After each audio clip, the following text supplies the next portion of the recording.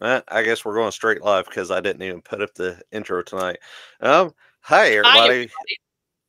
It's been a long weekend. It's been a day, but it's been a good day. So we're going to take it. How's everybody tonight? And welcome to Death Scenes and Cemeteries. hi, everybody. If you don't know who we are at this point, I'm sorry you've missed out. Um, But we're glad you're here. If you're new, so Absolutely, 100%. glad that you're here. Um, Oh, it was a weekend. It was a fun weekend. yeah. I was just gonna say, We had how was the weekend? um, it was different. If you've never got to hang out with the Connor sisters, Misty and Ashley, you're missing out. And I actually even had the chance to take and get an egg cleansing from Misty Connor this weekend, and it was phenomenal. And I won't Good. lie, she broke me a little bit, and I cried a bit, and it is 100% worth it Of because course. I feel so much better afterward. Um, and of course, just the opportunity to go to a new place, a new area for a new Mhm. market, and get to interact with new people and get to help new people and read for them and this and that and stuff is just such an unbelievable experience. I It's got to good. meet a lot of awesome vendors, a lot of awesome, you know, new friends that came to the table to ask for Mm, readings and stuff. And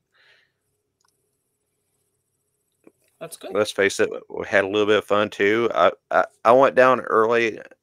The event was in Elizabethtown, and I have friends that are less than an hour away from that in Bardstown. So I left early Friday morning, got up there, hung out with them for hours, and then pulled in early enough to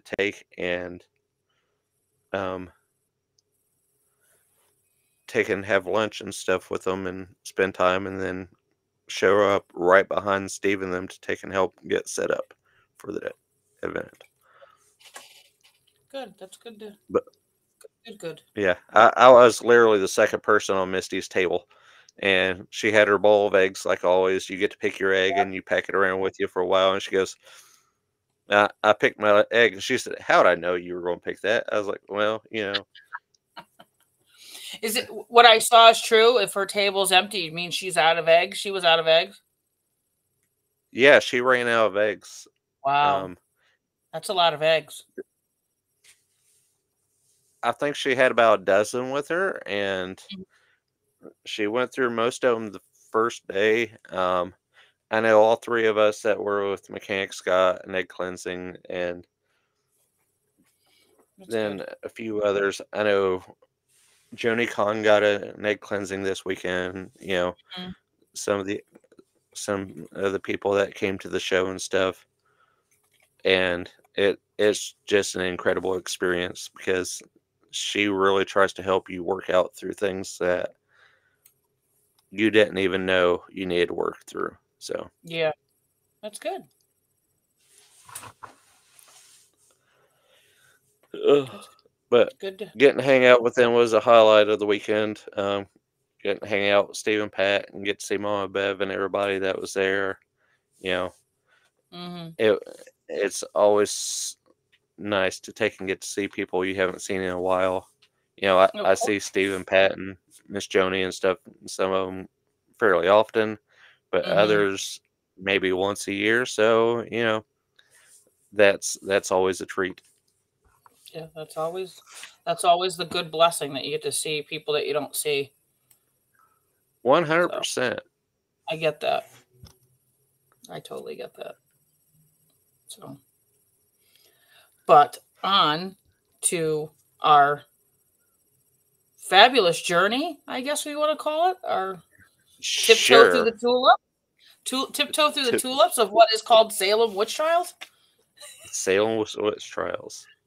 Um, And once again, for verification, is Salem Village, not Salem Town. exactly, exactly, And Salem Village is actually where Danvers is now. correct, absolutely correct. So when you Not go to not taken visit, away from the wonderfulness that is Salem town because it's oh, the fabulous whole to visit. But all the place, and its Warrant is a fabulous place to be. That's why I tell everybody, go not during witchy season. Go enjoy it, yes, walk the streets, visit the vendors, um, talk to the townsfolk. They actually know things that other people don't, like, like what's the best place to eat at, or what's the what should I do first? Because a lot of people, I'm sure you walk there and you're like, okay, where do I start? Because it does in your face if you're a first I timer. mean I had a plan before I even walked and drove into the town and parked. And because that is First stop honestly the was best thing to yep, the first stop was Salem's the Witches Museum. do. Mm-hmm. So did that tour. That was fantastic. Walked around town checking out all the locations for Hocus Pocus that was filmed in the town.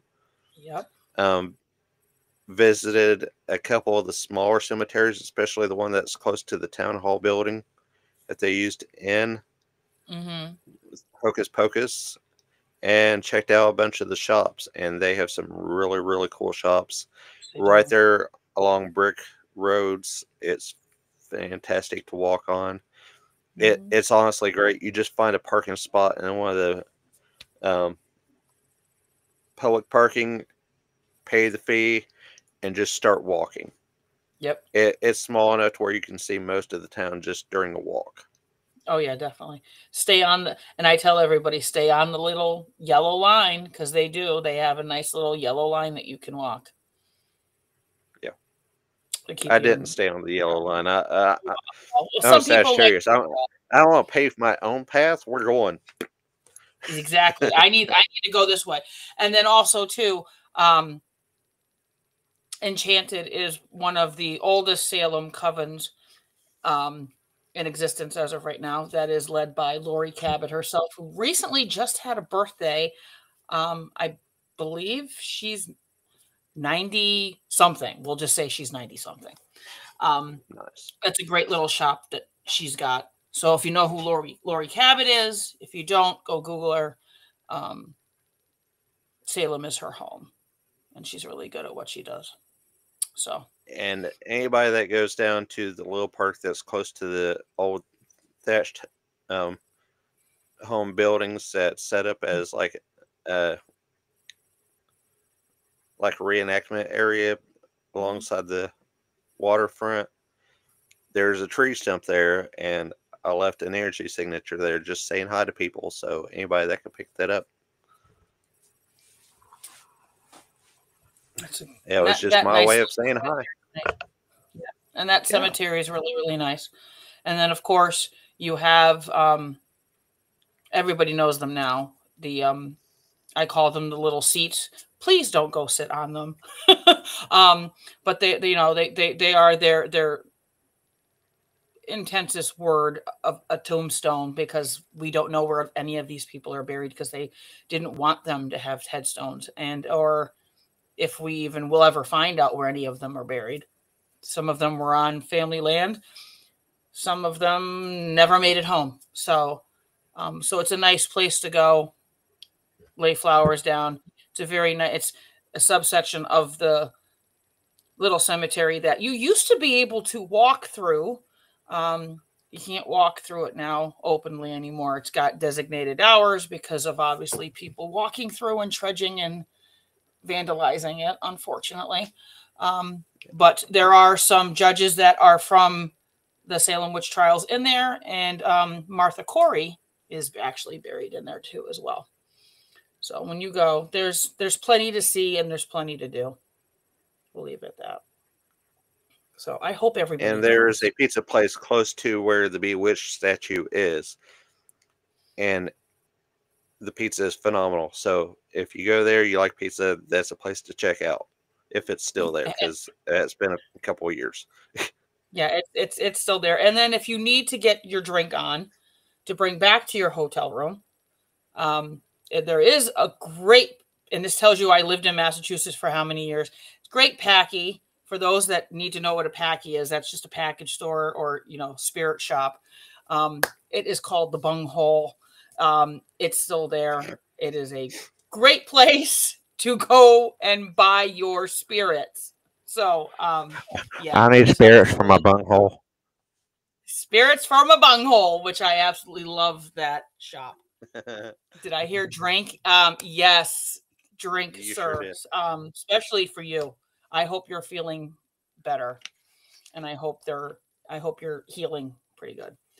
So, Which but unfortunately, my glass is way over there, but I have a special bottle that I brought back from Bardstown with me. It is a favorite drink. It's hard to find over in this part of the state. You can find it in like Lexington, further west and stuff, mhm, but over here it's a little bit more difficult to find. And that is a bottle of Three Chord Strange Collaboration. If y'all have never heard that, seen it and stuff, check it out. What they do is they finish it in Pinot Noir barrels. So it soaks in wine casks after the wine's been emptied out of it. And yeah, that's how they finish it off. And you can actually taste the fruit and the nuts and stuff from the wine in it. So wow. And you good always stuff. have some weird, I want to say concoction. Should that be the word? Cocktail. I've yet to figure out for you what we should name your drinks other than some wizardry kind of something. So Welcome to the Redneck Wizards drinking hour. Um, exactly. Why not? That hey, that's a good title for a show. Just saying. But it is. last time we were talking about the proctors, which a lot of people uh, through this. I mean, they glance at them, but they really don't do it like. And I'm sure there's more stuff on them that we could deep dive even further. Um, the proctors have always been an interesting one, just because of how they're portrayed in the Crucible and the movie. Um, which Yes. is again fiction history. Um, so, but like we had said before, how I have it and what I've been able to find is the first actual casualty of Salem Keep is talking. Sarah Osgood. Yes. Um, she actually dies while in prison. So so this is before you know this is May 10th, 1692. Um, at that point, none of the accused have actually stood for trial on witchcraft at that point. Um, but and I have such a great name for this thing. Where did it go? Um, so on May 27, the governor of the Providence of Massachusetts, because you have to remember, this isn't like 1692. So it's not like the governor of Massachusetts. It's the, Providence of Massachusetts, Bay, approves a creation of a special court to conduct the trials in Salem. Um, it is, oh my God. And I love the old name for it. What did I do with it? Oh God. It's the oyster. It was like, it's like to hear and to testify. Um, Pop good. Pork. so this is what happens. But the first trial, now you have to remember, accusations are flying in February, in March, April. Hi Suzanne. Um, the actual first trial isn't until June 2nd. So all these poor people are just sitting, basically rotting away because they really don't know what to do with them. Sorry, You I'm know. smelling. So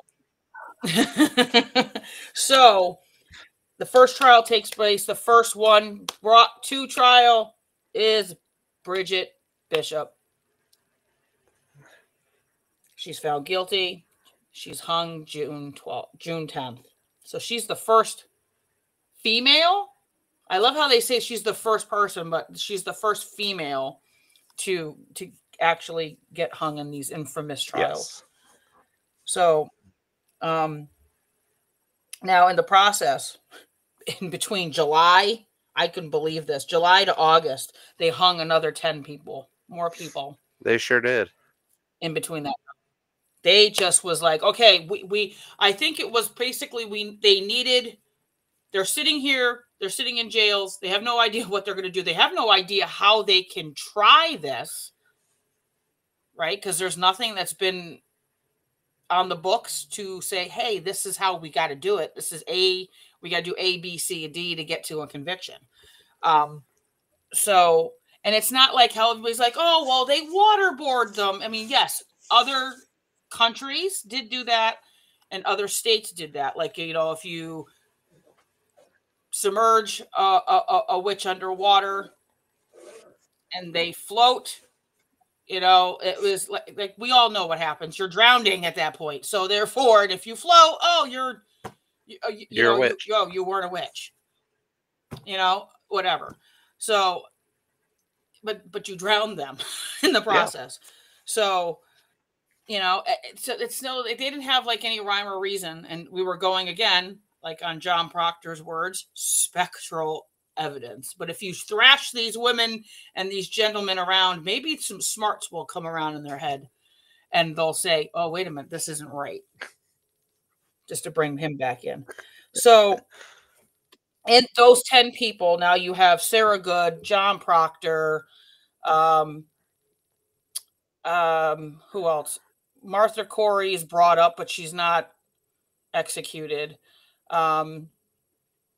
Tituba is brought up at this point too. They bring her out in May of 1693. Now she's supposed to be the ringleader according to these girls. And she's in there for over a year before she's even tried. Before she's even looked at anything. It's like oops, we forgot about her. It's the dark self. She hid it well. I'm so sorry. I'm so sorry. Oh my God. That was a terrible. Well, hey, but remember, where does she's from? She's from possibly the Caribbean, the West Indies. We're talking about some magic, Trinidad, right? We're talking about somewhere in that area. Yeah. Somewhere in that area. So I mean, who's to say she didn't use a little bit of what her, or maybe her mommy, her grandmommy, her great grandma taught her. Maybe there was maybe she did cast a spell and they couldn't find her. It was one of those, because you're going to forget about me and think about them. Exactly. Because Tituba's there for a year. She finally goes on trial. She was owned. She was brought over. Yes. She was a servant of the Putnam family, right? She did not own land. Yes. She had no connections to anybody other than the Putnam family. So there was nothing to gain by trying her right away. Mm-hmm. What that thing say? That's we're going to let that marinate. That is true. Yeah, I mean, because a lot of people they just say, oh, she was here, and then accusations were made. She said nope. Then she changed her plea and said yes, then no, and then said the girls coerced her. So like there was many of back and forth, in and outs, through and through. Yes, I did. No, I didn't. Yes, I did. No, I didn't with her. Yep. Which I don't blame her because I'd be scared too. And what's the easiest way to say and get out of something? Oh, yep, I am. Just so I can walk away scot-free. And honestly, the ones that said yes, they were, they really did get off scot-free. Everyone that was executed refused to say that they were a witch all the way up to the point they died. Yep. Exactly. How much sense does that make? So her trial,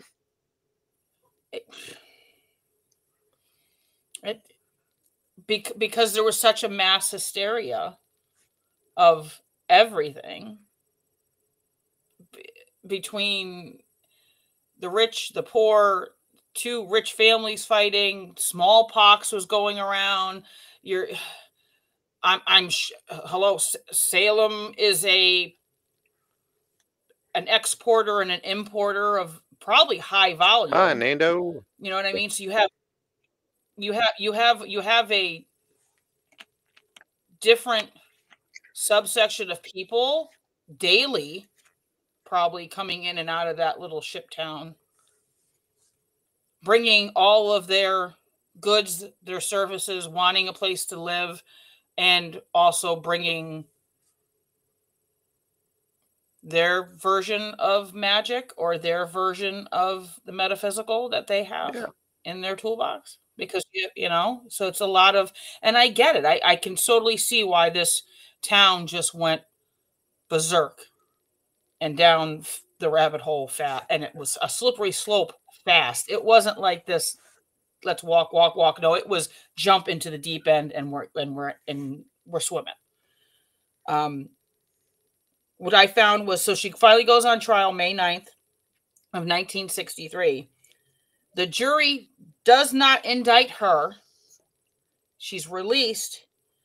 And after that, she just Vanishes. wanders off and vanishes from any historical record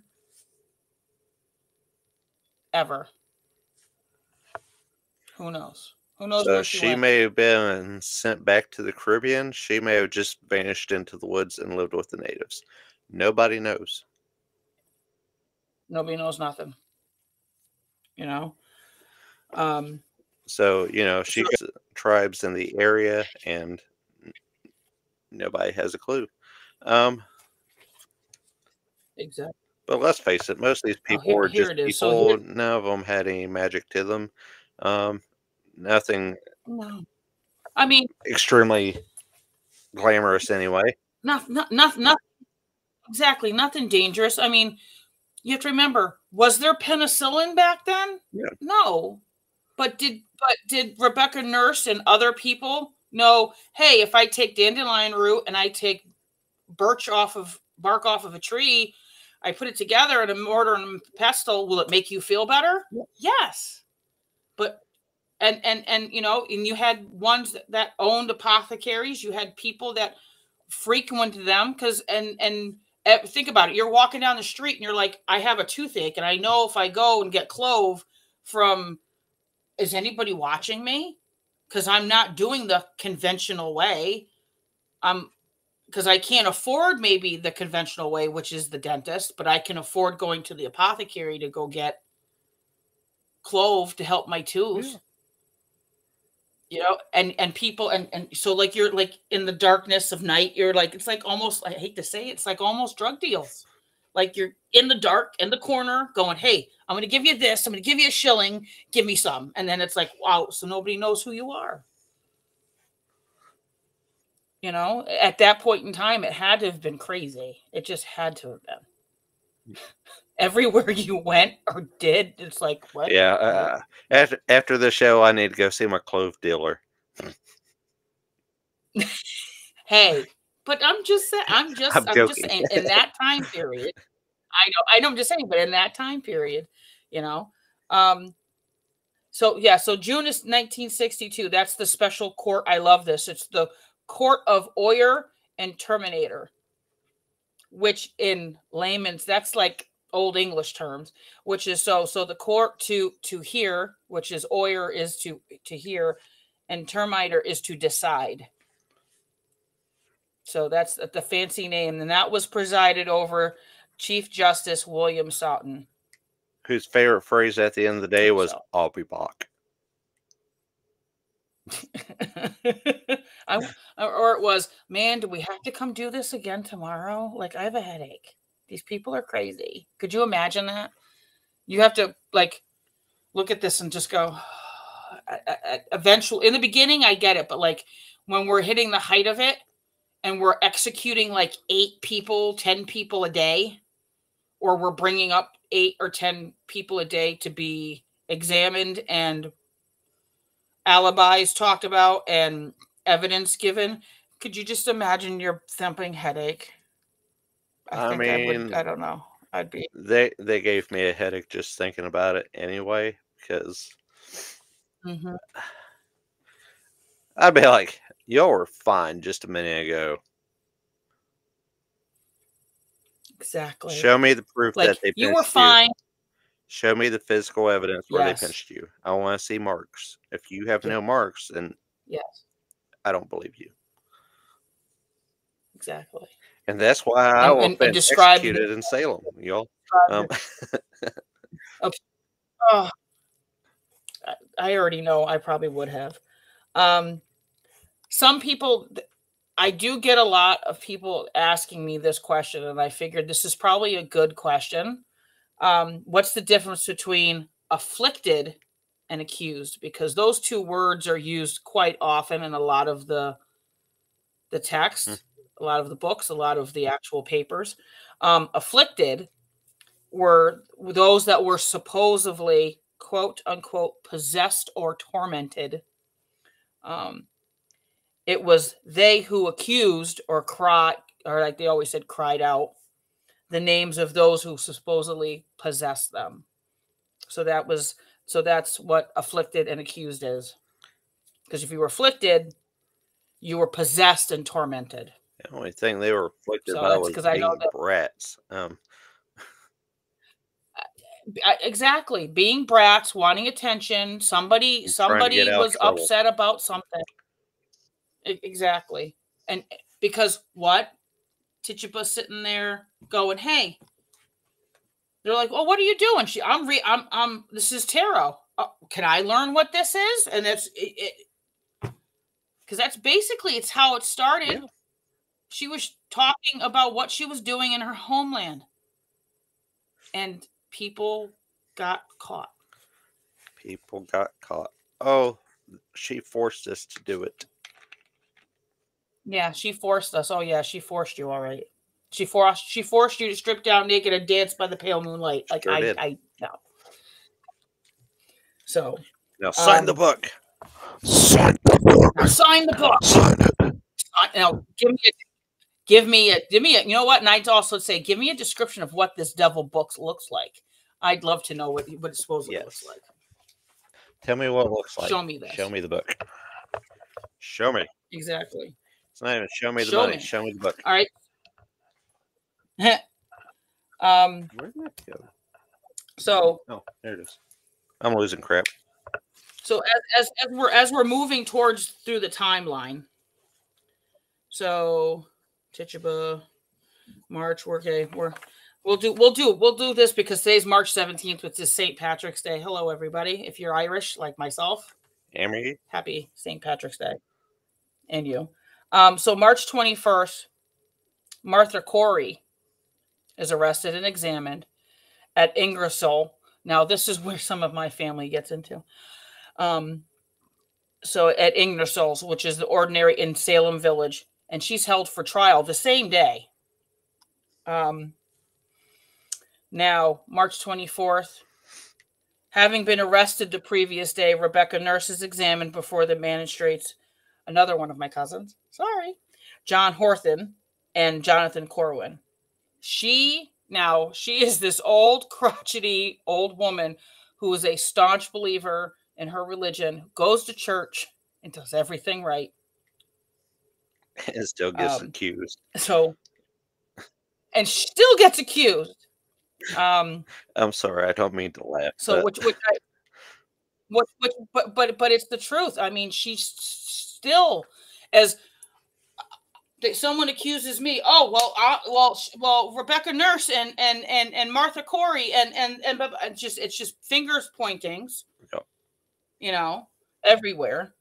Not and not only that, when you're brought up in front of these individuals, they know who they go to church with every day, and they know these people. So like how like come on, how does this even equal out?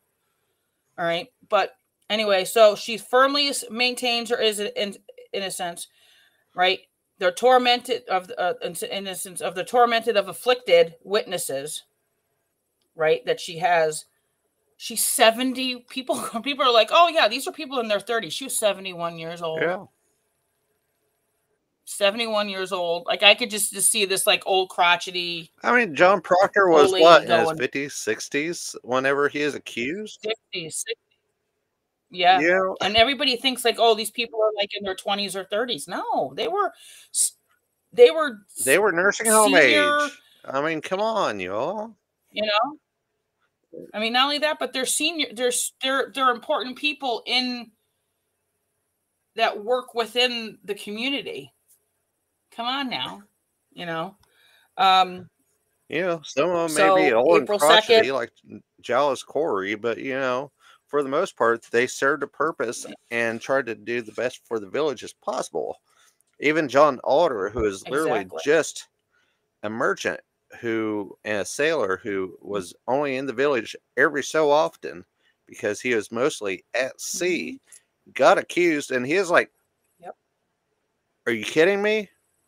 Are I'm out doing my job. I'm hardly ever here. I don't even know who these people are, and you're accusing me of afflicting them. I don't know these people. Have you lost your mind? I mean, Exactly. I know. And that's and of course I'm they all paraphrasing. were so staunch and advocated in their own innocence that I mean, at that point, just at that point, throw them back in the jail. We're going to deal with them tomorrow. Like, oh, we can't have them bucking the system because it's not fitting the story of what a certain family always goes back to the Putnam family. Sure does. That's my opinion. It all stems from the Putnam family and the control that the Putnam family had over Salem Village. And Chris, 2 thumbs up on having some Irish in you as well. Yes. We're a rowdy bunch. So What can I say? we have to be. How can we not be? As I sit here and Come have my on Greek now. We're bourbon, Irish. How can we not be? I'm having my Um, not so Irish bourbon on an Irish holiday, even though it but you're celebrates holding St. it, so it makes Patrick. So you know, let's it, face you're it. holding it, so it makes it Irish. Yeah, The words of my grandmother. That's what you say.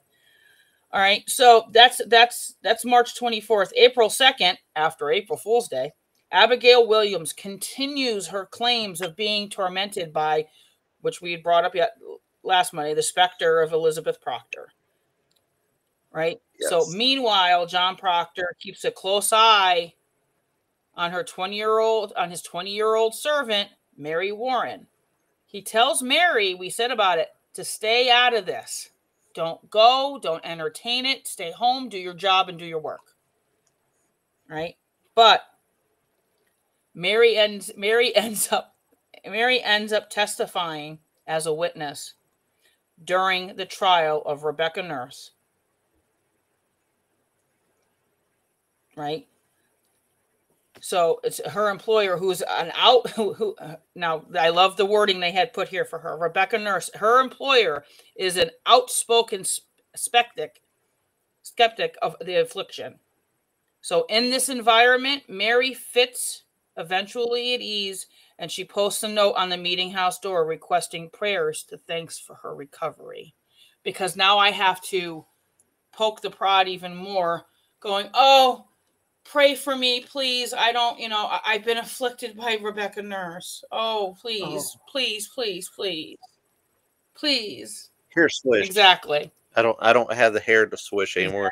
Exactly. This is the longest bit of hair I've got. I I I I, I chopped it. Um, But see, you have to chop it every now and then. it was getting too hot. So April 11th. Now, having been arrested a day prior, Elizabeth, which we said, which Elizabeth Proctor was, Sarah Cloyce, who is Rebecca Nurse's sister, are examined in Salem town. Now, where they remember, we forgot about Tituba. We forget about her. They say husband. I'm just going to call him her husband, John India. John Indian. They pull him up out of. Oops. So now they pull him up out too. So he is now he is a member of the afflicted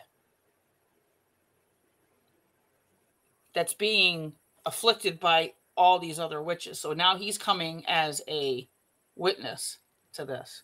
Probably to get out. And you know what? And It's a probably cop I out. would too. It's a cop out. Let's call it what it is.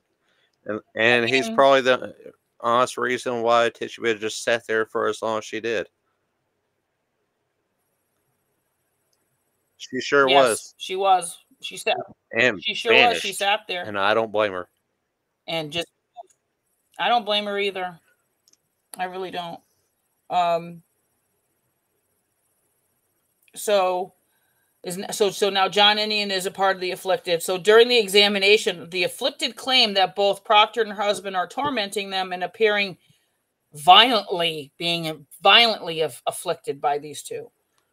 So John Proctor is taken right into custody with Sarah Cloyce, and both Proctors are held for trial. Do we see how the uptick of numbers of people that are during someone's trial are now being arrested while there is a trial going on for another person? Do we see the uptick? Yes. So April 18th, 4 more are suspected of witches. So now we have Giles Corey. Why? His wife, Martha, is accused. So why not accuse Giles? Why not? I mean, he probably spoke Abigail out against Hobbs, it and just called it for what it was. probably. You know, Giles was a crotchety old man. He had no filter. He even filed a lawsuit against John Proctor just because, you know, their tavern was too loud. So, you know, they arrested Martha, and he was probably like, you know, you are idiots, to put it nicely. And giving drinks to the natives, because how dare you sell them alcohol? I could have drank that. Why'd you give it to them? Exactly. Why don't you give me a drink, guy? Like, I'm your neighbor. On, dude. Get together. Now, so what happened 7 days before? So Mary Warren testifies against Rebecca Nurse. On April 18th, she is brought in as being a witch. Just like that. I'm going to throw you under the bus. So they're examined the next day. Abigail Hobbs breaks down, making her the second person at that point to confess that they are a witch. In the coming weeks, more and more arrested, and not just from Salem's, but from towns. And that's what people forget. It just wasn't Salem. There were towns and villages miles away that were also beginning to have this stir of, there's witches in Wales. There's witches in Salem. Like, what are we looking out for? They're reading papers. I mean, there are, you know, versions of newspapers and stuff that are going around, especially from or Boston, pamphlets of going around, especially from Boston. So other towns are starting to go, wait a minute. So now it's starting to spread. Now it's going out of the area. So when this happens, May 4th, an arrest warrant having been issued 4 days beforehand, Reverend George Burroughs arrives in Salem, having been transported all the way from Wells, Maine. Wells, Maine it's a little, but that time standards, by horse and buggy or carriage, yeah, it took him a while to get there. It took a while to go get him. Now, here's the thing. If remember, George Burroughs was a minister of the Salem village. He got up and out and said, I'm out. You people aren't paying me what you promised. And it's starting to get a little crazy with this witch talk. I'm out. And then he leaves. But they bring him back. Why? I saw Reverend Burroughs, and he was trying to get me to sign the devil's book. So now we're pulling people from everywhere. You know? Yeah. So he said we weren't paying him what he promised, so he turned to Satan. Exactly. You know? All praise Santa. But like I said, hey, Santa's good. Santa. I didn't say Santa. Santa. I said Santa. I mean, Akosha said Satin. You know, it's all the same. That's same thing. like we said before, May 10th, Sarah Osborne, she dies in prison in Boston. So she's like the first. Her thing is she's the first one that dies of a casualty. May 14th, Increase Mather returns. This one, I love this one. Returns from England with a new charter and a new governor, William Phipps, to the Massachusetts Bay Colony. So now we have the Puritans have a new leader. Pretty much. So at this point, still, there's only been pre-trial examinations in May. So it's and like a new charter is made up. A new court is how they're going to form this court to oversee, because now it's starting to get.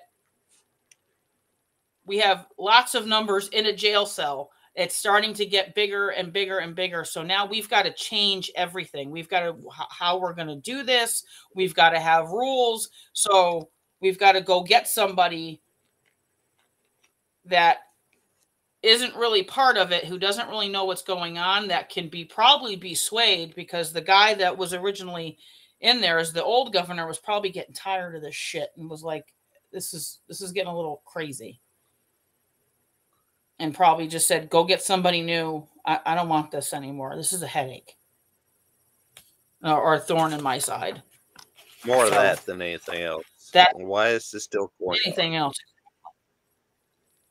All right. So Governor Phipps is the one that did the court oyster and terminator. Right. So May 31st, at the request of John Richards, one of the magistrates appointed over the court, offers advice on regarding the trial, right? So he's the one that he's the one who's starting to say this, you have to be really cautious about this spectral evidence. Like somebody of some brains are starting to look and say, okay, this like, you see what you're doing? You're locking people up on like basically what would be called today would be hearsay, which is against the rule now. Yeah, you know. So, and then I love it. Their definition of spectral evidence: the appearance of an invisible apparitions only the afflicted that get to see.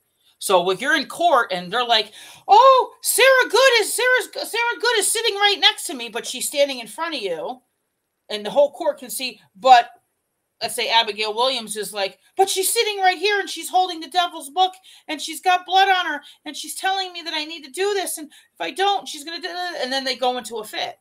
But the only person that ever saw it was Abigail Williams, not everybody else. So at least at this point, Mather is starting to say, spectral evidence, we need to be watching about this.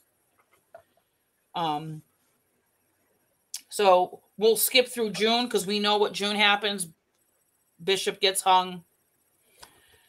June 12th, 12 ministers of the colony advised the court not to rely entirely. Now we have more people coming forward saying, you people are crazy. Pretty much. Believing the spectral. Saying, stop putting your faith in these children. They're liars. Exactly. Like, so they're trying to say to obtain the convictions on just the spectral evidence. So what does the court do? Nope, we got this. We got this. Go away. We can handle it. Go away. We got this. We have it handled. So on July 19th, Rebecca Nurse, Susanna Martin, Elizabeth Howe, Sarah Good, and Sarah Wiles are all executed on Proctor's Ledge. Right? So when Sarah Good, this is my favorite. I love this quote. I love this quote now because Sarah Good didn't get reparations right away. It took a while for her to be one of the vindicated, because later on they do vindicate all these people. So as she's like sauntering up to the gallows, this is like how I see her. She turns to Reverend Nicholas Noyes who encourages. Now when you're on your gallows, they're saying for the last time, do you want to confess your sins? Do you want to confess that you are a witch and you practice witchcraft? This basically your last shot before and it's over with. So in her response, you are a liar. I am no more a witch than you are a wizard. And if you take my life, God will give you blood to drink. That is a nice, powerful statement that ended up being truth to Reverend Nicholas Noy, because how he died, he did die drinking his own blood, but it was many years after all this had gone down. So, like, props to her. I don't know, because they don't really ever tell anybody. A hex is a hex, baby. A hex is a hex. So to say that and those words, woo. Could you just imagine you're sitting there at the gallows and you're just like, and you just spit at the end of it, and it's like, what I just said to you is what I said to you. The sass on her, I love her. I just that quote. I love as her. a full-on go fuck yourself. Yes, this is 18 plus, and I can say what I want. Yep. But the fact that it happened as he's dying, he's probably like, that bitch was right. Could you imagine that going, oh my God? And like you've forgotten what she has said so many years ago, and then you're there and you're like, wait a minute. Oh shit. Sorry. Nope, not so much. Not anymore. Yeah. So I love that quote, and that quote's not brought up enough on her. It truly is not. That is a pure gem. It really is. I'm no more than a witch than like, you are a wizard, and you're going to take and drown in your own blood. Exactly. And it's just like, whew. And for that time period to be so defiant. Yeah, 100%. You want to know what? Yes. I wouldn't doubt it if it is. I wouldn't doubt it. Like, to be that defiant and that sassy right before you're about to be hung, just Yep.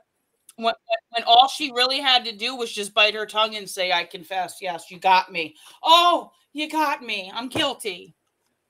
You caught the witch. Exactly. It would have saved her soul. That's how by confessing. You have to save your soul by confessing, lying to save your soul. Yeah.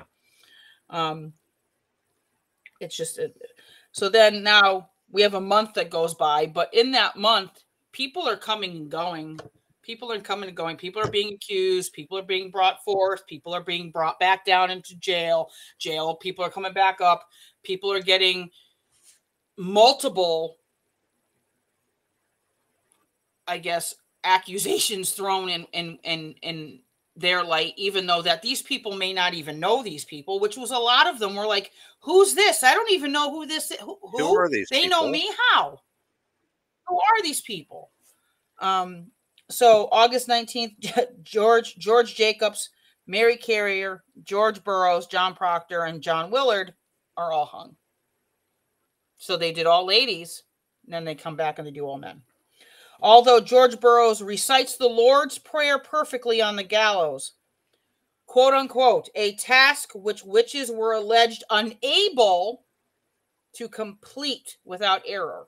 He did that verbatim without any problem. And they still hung him. But a witch couldn't say that Lord's Prayer, but he said it and they still hung him. Which goes back to the fact that this was all power play instead of an actual witch hunt. Exactly. Because Cotton Mather insists, and I quote, the devil has often been transformed into an angel of light. So Matthew was now feeding this even more, going, well, see, yeah, he's the reverend, and yes, he should be able to do the Lord's Prayer, and we all know a witch can't say the Lord's Prayer without error, But he did it, so now we have to cover our tracks, and we have to say, well, the devil can be changed into an angel of light. So we can't be really sure if he really is one of the good guys or not. It's like they had the cover story right there. Like they, no matter what they did and somebody questioned it, well, the devil can be an angel of light. Yeah. The devil will deceive. 100%. And they just have it just like that. Now our favorite old man, get off my lawn. I'm going to sue my next door neighbor because he's partying with the natives. Mr. 71-year-old Giles Corey. Please be careful. Sir. Know your limitations, Mr. Ottersberg. We'll share you out when we're done. Definitely. So Corey Giles is taken to an open field near this. I did not know. I just thought it was like down by the waterfront. I didn't like where a lot of people could propagate and be around. So it was an open field near the Salem jail. He's pressed, which we all know, he's pressed to death after refusing to recognize the authority of the court. Just say you're a witch. More weight. And more. No, I'm not. Okay, more weight. Mr. Corey, what do you say? More weight. More weight. This man, he had... So the kicker with his is this is the first and the only time that this method of torture is used in colonial New England ever.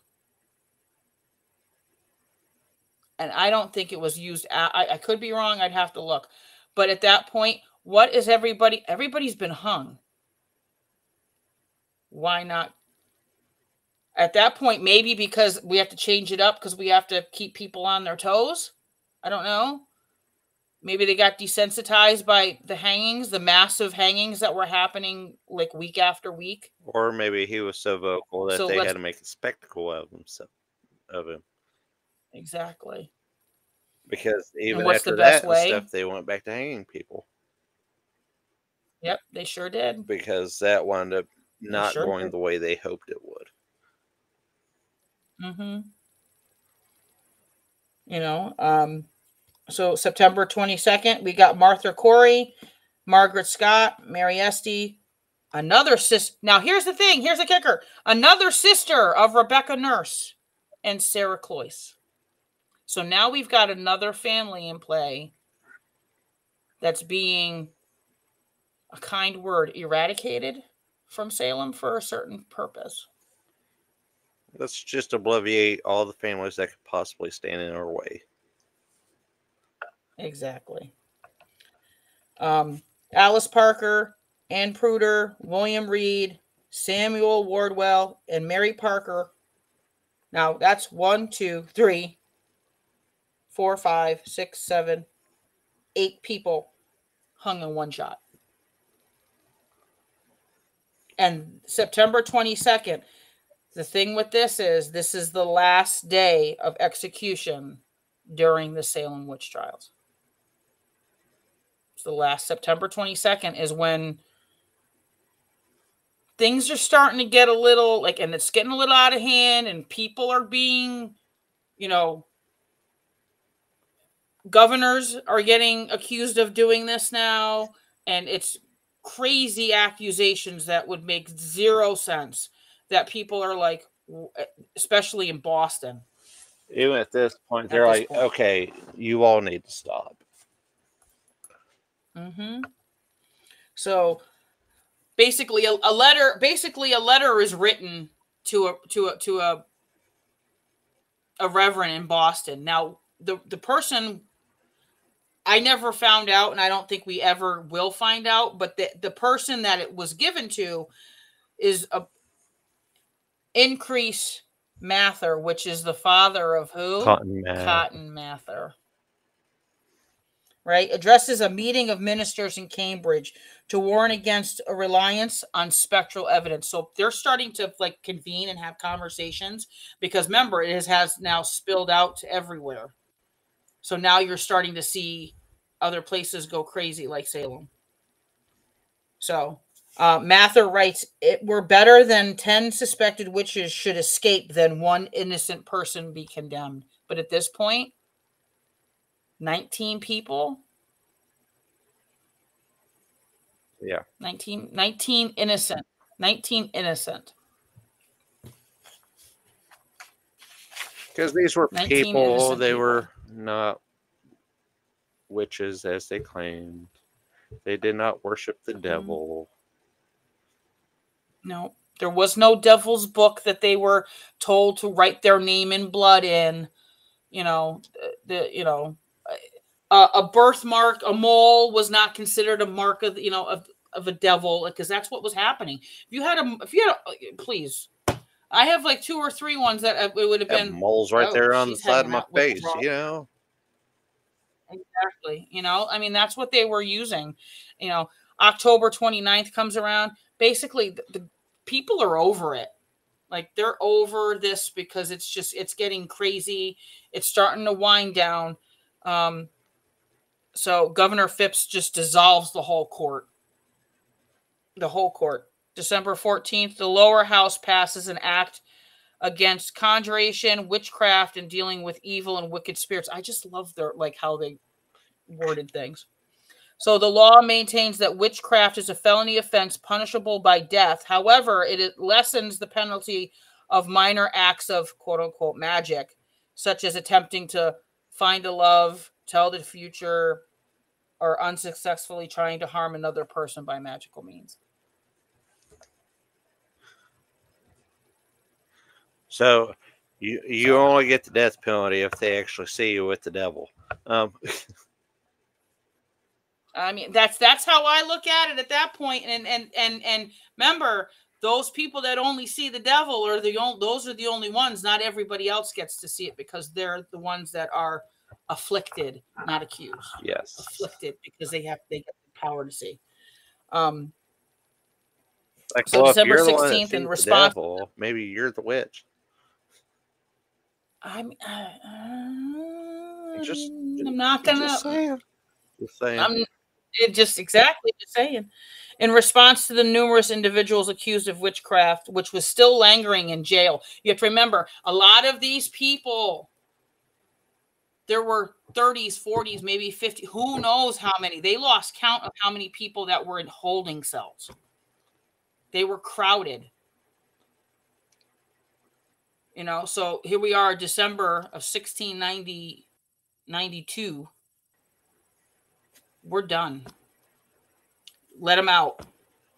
So they have this special session, January 3rd, 1963. Governor Phipps decrees that the court no longer will accept the spectral evidence.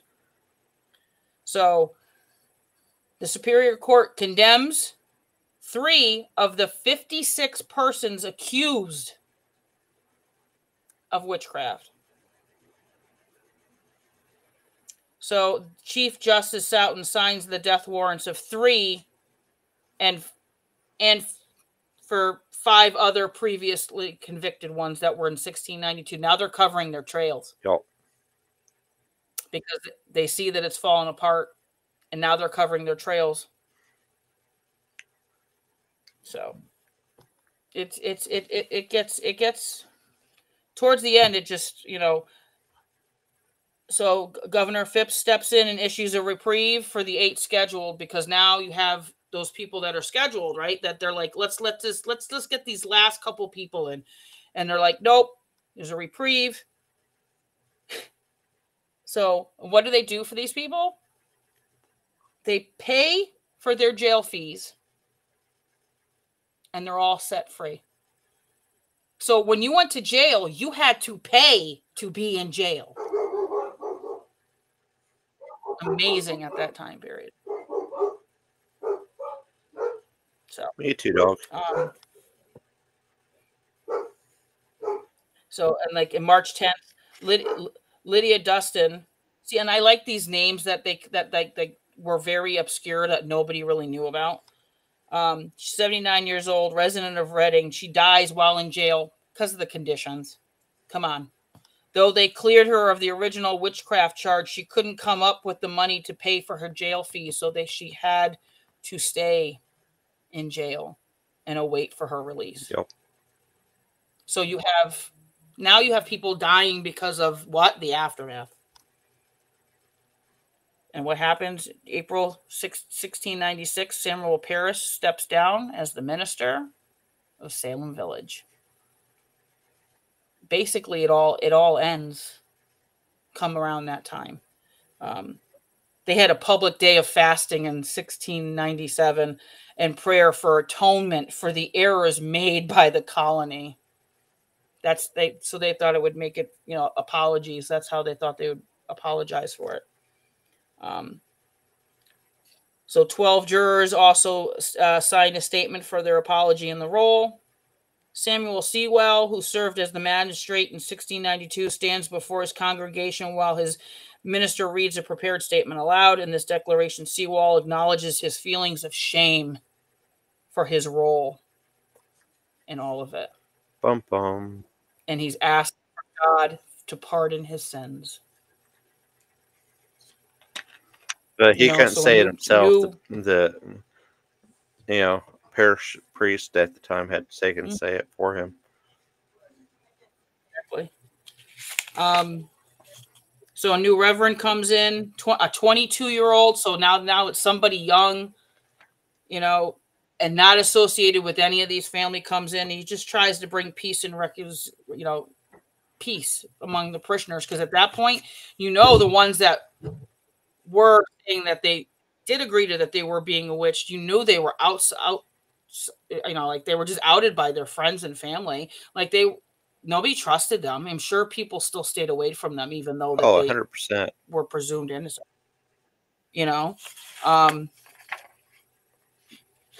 Love this. Ann Putnam wishes to join the Salem Church in August 26th of 1706. Reverend Green reads aloud her statement of faith. In her declaration, she apologizes for her role in the witchcraft trials, though she attributes her actions to a delusion of the devil. We're still talking about the devil.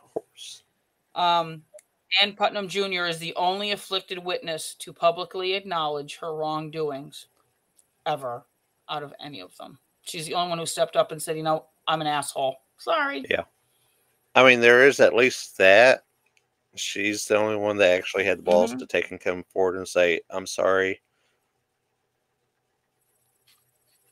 She still blamed it on the devil, but, she at least came forward and said, I'm sorry. It's like, I'm not going to say that I'm at fault, but I am sorry for my role. Exactly. So how much of an apology is that?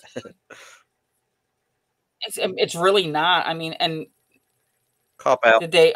I would have packed my shit and left town. Like, I'm sure at that point people were pointing, talking, like ostracized her too, like they did. They had to have. If they didn't, they'd be crazy. 1711 October. So out of the 12 of those individuals who were exonerated, 7 of them were condemned, but not executed in 1692. So they started exonerating certain people. So now now we get a time jump. Nothing happens until October of 1945. So a bill is introduced in the legislature to clear the 6 remaining names of those convicted during the Salem witch trials.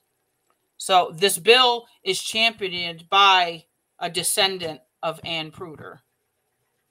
So 12 years later, in 1957, a resolution finally passes and pardons Ann Pruder and certain other persons. However, these quote-unquote other persons are never formally named in it. Only Ann Pruders. Yeah. So, like, fuck you. We're going to talk about one name. October of 2001. So the missing names that are finally added: Suzanne Martin, Bridget Bishop, Alice Parker, Margaret Scott, and Willip Reed are finally all cleared. So this is a really important acknowledgement of wrongdoing and significance that took place in 1692. But I don't know how this fell through the cracks. So August of 2021, there was one name that everybody forgot about, that I didn't even know. Her name was Elizabeth Johnson Jr. She finally got her day. So now all of them are exonerated. And they did get money. They did get restitution throughout those years. Not much money. I think like it was 150 pounds. By today's standard, I don't know. We'd have to do the conversion. That's a lot of conversion, a lot of math. I really don't want to do it. Yeah. And that's that. And I don't know how to do that kind of conversion stuff, but I mean, I would think it wouldn't be very much. I really, really wouldn't. So, and it was the people that are credited to that is a historian named Richard Height. He was an 8th grade English teacher teaching the Crucible. It was his 8th grade class that said, hey, something's not right. Somebody hasn't been exonerated. It was 8th graders that figured this out.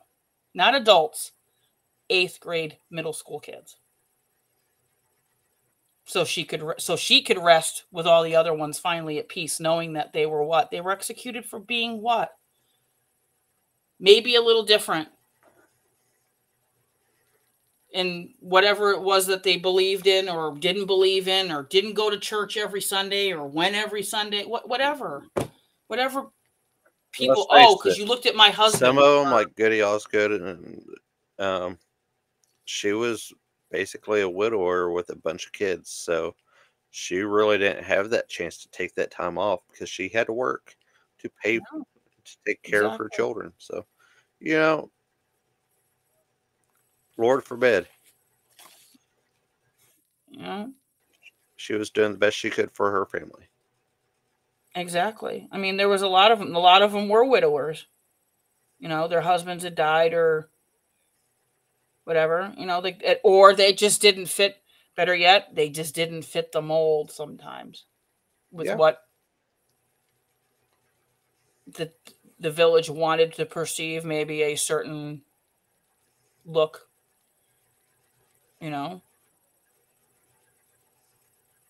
But so what did we learn? How do I tell everybody? What did we learn from the Salem witch trials? Have we really learned from the Salem witch trials? No. History repeats itself, just in a different form, which is sad. It is what it is. Mm-hmm. So, but when you go to Salem, there's a little Gallows Hill, which they think that they've plotted out on a map. That's pretty much, they were cut down, dropped unceremoniously into the crevice of the side of the Gallows Hill. There's actually, is it the Salem Wax Museum? I believe that's what it is. That's actually, it's really a nice one. You can walk through yourself, and there's wax figures that they have done up of certain scenes of certain things, important points of people, and or showing you things of what families, dark of night, going and getting their loved ones so that they could have them at their house, not, in a crevice to the elements. But Reverend Nicholas Noyes is in that cemetery with Martha Corey, and he doesn't have a headstone, but he's buried there. They have documentation. However, it makes me want to show up and hear that conversation every day. So if you're there and you want to do an EVP session, what happened? Were you hexed? What happened? Did you drink your own blood? And then it goes back, yes. So, anything else you want to add? I mean, we did the dirty dozen of it to kind of like try and wrap it up ish. Yeah, with our pretty much. We'll throw in a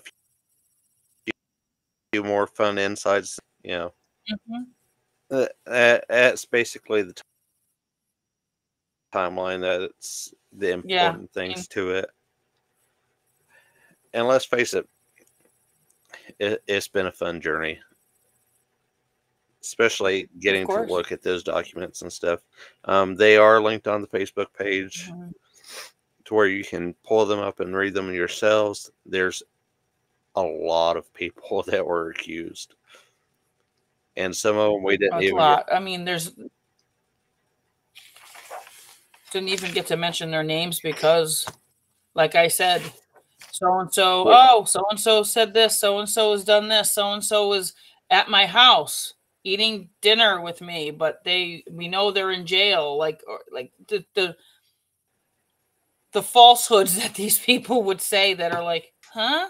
How is that possible? You know what I mean? But, like I said, some people were brought up 3, 4, 5, 6, 8 different times on different cases with different people. It was a muck is what I'm going to say. A muck. A muck.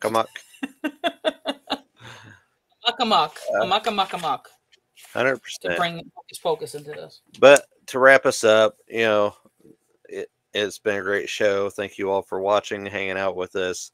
Thank you, Global Ghost Hunt, Parapost Network Central, for letting us share this out. This Thursday, tomorrow, if you go to the Missing Elements Facebook page, you will catch Mr. Stephen Tyree talking. I'm not sure what he's discussing, but he'll have another fun topic. This Thursday with Spirit Mechanics, we will be talking about labeling clairs. So we've explained the clairs. We've described how they work and stuff. Put a label on them so people know what those clairs can be considered as far as a toolbox. Exactly. It doesn't mean that's who you are as a person. You can do. And of course, next week is Tarot Night because it's the last Thursday of the month, which is always a fun time. Come get a free reading. If you donate stars, you become a paying member of the group. Paying customer, and you can even take an elect to get read by every person that's on the screen, which is always a blast. Which is a fun time. Yes. Yes. And as I said at the beginning, thank you everybody who came to check it out or was a part of the Light Up Fest in Elizabethtown this past weekend. It was an incredibly awesome weekend. Even with the storms coming through and stuff, we still had a really good turnout for the first time around. So can't wait till Mama Ruby's brings that back next year. Week after, not this coming weekend, but the following weekend, Sacred Journey Market in Cincinnati, Holiday Inn Express off Eastgate, right there close to Jungle Gems. If you haven't been to Jungle Gems, that's the perfect time to go. Come over, hang out with us. We're doing a fun little seminar on attachments, good and bad, and how to recognize them. So there's always that. Scarefest TV, Scarefest Radio, TV, whatever you want to call it. As far as the announcements for Scarefest weekend in October, they announced 5 more people coming. The lead actor from Grimm was announced. They have more actors that was from the Monster Squad announced. So that's our second reunion on top of Nightmare on Elm Street 3, Dream Warriors. Yep, Dream. I just need Dokken now to show up and Dokken to show up and sing. Right? 100%. I wonder if that would just, you know what I mean? Just like, hey, if Brandon and them get Dokken and stuff, I will be forever grateful to the boss. That'd be cool. But I would be. it's already shaping up to be an awesome show. September 6th in Lexington, Kentucky, there is a masquerade ball. It is the Ravens Nevermore Ball, brought to you by Mystic Luna, and it's from 7:30 p.m. to midnight. It's going to be phenomenal. So anybody and everybody that can buy tickets to that, do it. It's going to be worth it, because as far as I've heard, the last ball that they put on was just as great. So other than that, Fun times to add in the Kentucky area. fun times to be had in the Kentucky area. Yes. Mhm. We're Kentucky. We have a bunch of alcoholism running through our system, so we know how to party. We are the bourbon capital. We know how to party. I mean, I'm not wrong. I'm not wrong. he's not wrong. I mean, Kelly and I, we went for a short weekend, and God, Right? It was still fun. Yeah. And I was It so was glad still to fun. see you both in person, Mhm. and Same. hopefully again eventually Yeah. soon. I understand things come up, Hopefully soon.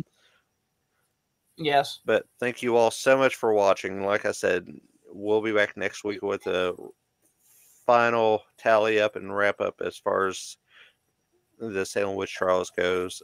We haven't decided what we're doing in April yet.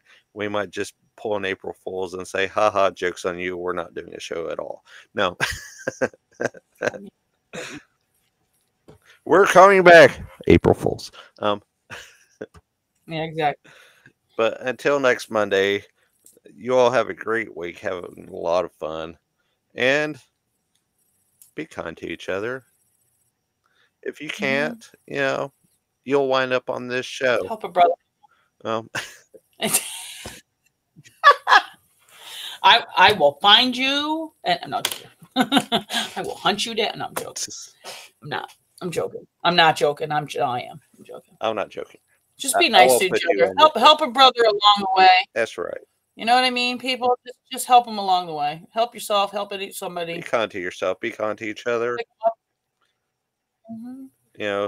That's how we're going to make it through any situation, is being kind to ourselves, being kind to each other. And there's a lot of people that need that kindness right now. So you sure do. We'll see you all next week, and thank you for watching Death Scenes and Cemeteries. Sign my